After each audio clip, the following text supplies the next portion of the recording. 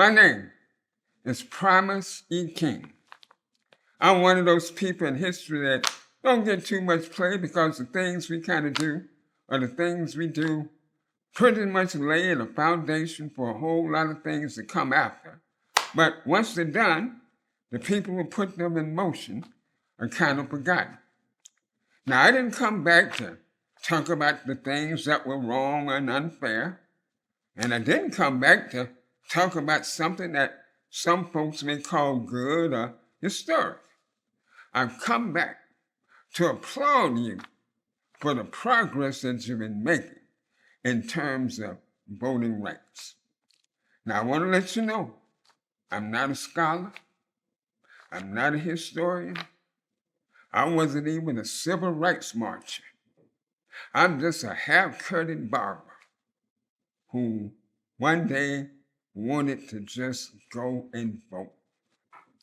My parents were Ed and Lucy King. I was born in Alabama, across the river, and we moved to Columbus when I was about 7 years old. During my early years and up until my 20s and whatnot, I pretty much worked as a butler and a chauffeur for the rich white folks, or some rich white folks in Columbus. And I did that, and the Spirit told me I needed to be my own boss. So you might not believe this, but I bought a barber shop for $8. And I bought this barber shop before I even knew how to cut hair. But the good barbers down in Columbus kind of taught me how to cut hair, and I started making a few dollars with my barber shop. Wasn't too long after that, I went to a revival, and I got my calling. I was led to my salvation. I accepted the Lord as my Savior. And I pretty much, a short while after that, I started leading others to salvation because I became a pastor. Now, my first assignment was acting pastor of the Shady Grove Baptist Church in Columbus, Georgia. I did that for a few years, and then I was appointed pastor of Mount Pleasant Baptist Church. And I must have served them about 14 to 15 years or so.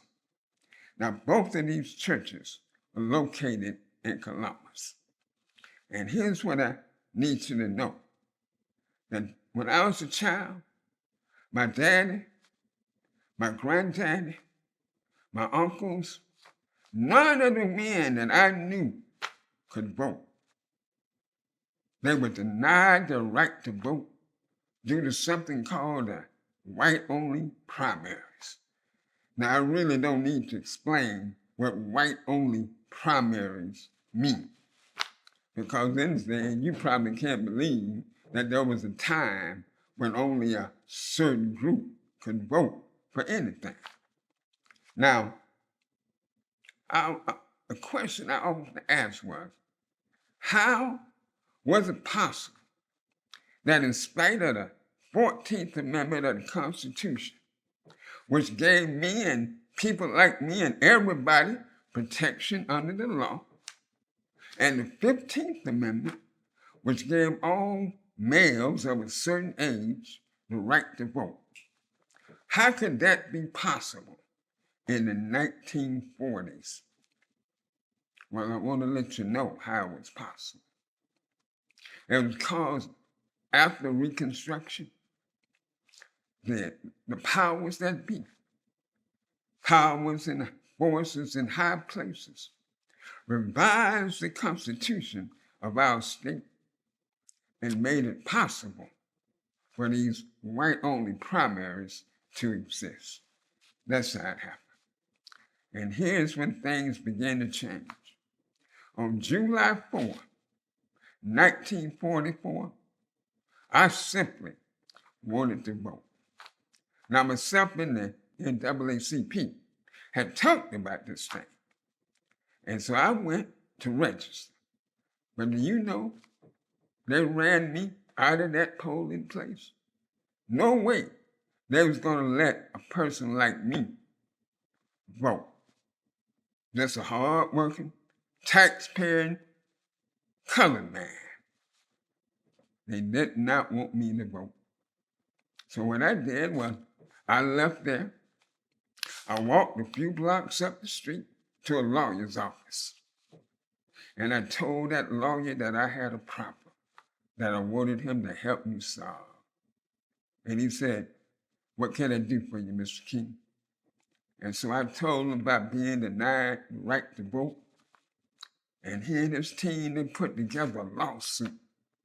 They called it King versus Chapman. Now, Chapman, I forget his first name, but he was over that party that made that white-only primary thing possible. Now, the good news, we won our case, but the battle didn't stop there because the people that we were fighting against, they appealed. They appealed it once. We went over to Macon, and we won that one. They appealed it a second time, and we had to go all the way to New Orleans. And guess what? We won that one too. We won both of them. But here's what I really want to say to you. There was no time to celebrate. Because even though it was ruled that the white-only primary was unconstitutional, powers in high places went to work again, creating all kind of literacy tests and poll taxes and this and that and the other. And these things pretty much prevailed until the Voting Rights Act of 1965. Now you can vote. You can vote without taking literacy tests. You can vote without paying a poll tax. You can vote early. You can mail your vote in. Or, like a lot of people, you can just stand in line on election day. Nobody threaten you. Nobody gonna take your job if you go vote.